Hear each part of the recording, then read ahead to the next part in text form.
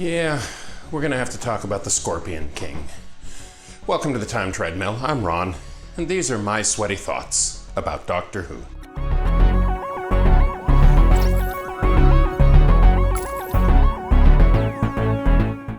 In the mid-90s, director Stephen Sommers took the world by storm with his modern take on the universal classic monster, the Mummy. And of course, it helped that actor Brendan Fraser was on top of his game in the lead role in the film. But truly, it was the entire conception of it that made The Mummy such a huge success. It was 1 part classic Universal horror and 2 parts Indiana Jones with 1990s top-of-the-line special effects. It was an amazing movie. And its sequel was also a huge success and pretty dang good in its own right. And it was a sequel noteworthy for introducing Dwayne "The Rock" Johnson in the role of the Scorpion King, which helped to launch him out of his wrestling career and into a Hollywood A-list actor.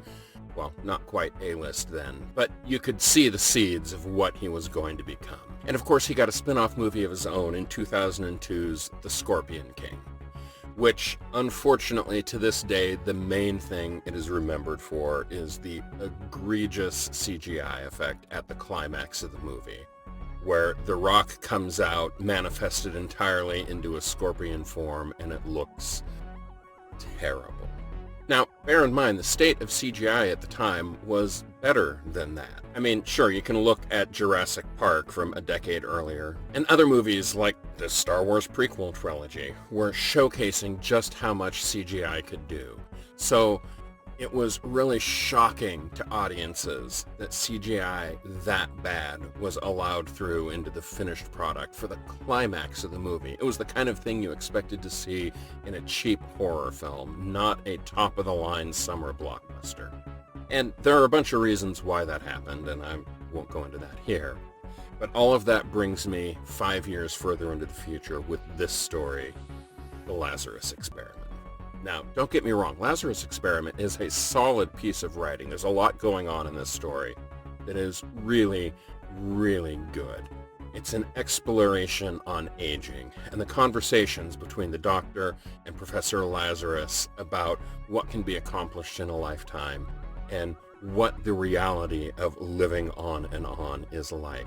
Those are some really fascinating concepts and things for the Doctor to be discussing, and perfect for this show. And the entire relationship dynamic going on between Martha and her sister and her mother, her brother, it's all really good character stuff and really showcases why Martha is such a great companion for the Doctor. But all of that gets lost in the shuffle of the egregious Scorpion King style special effect for the Lazarus monster. And it's no coincidence I'm drawing a straight line between the two. The character design is very, very similar. Certainly the first thing any viewer would think when they saw that monster was Scorpion King. And unfortunately, the first thing anybody thinks when you hear Scorpion King is how awful the CGI was, which means it's already a bad move to draw a straight line between those two. I really wish the special effects designers would have come up with a completely different design that didn't have a swishing scorpion tail and bitey fangs and toxocognaths.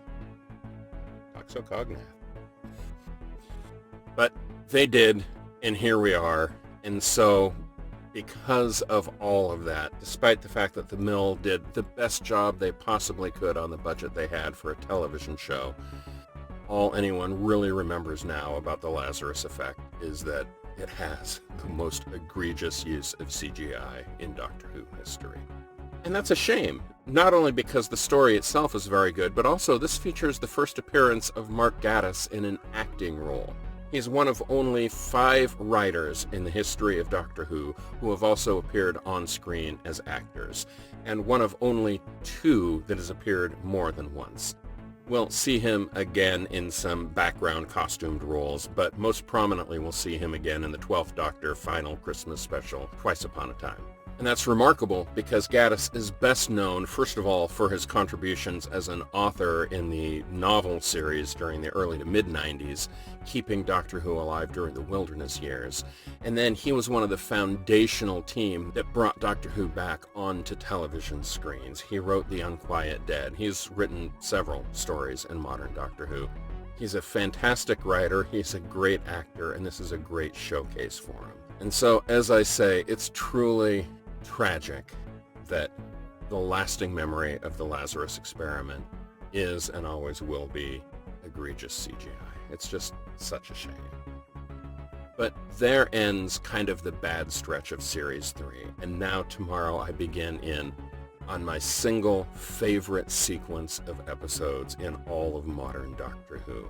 From here on out, for the next 7 viewing days, every episode is fantastic, and I am so psyched to get to every single one of them. I'll see you tomorrow.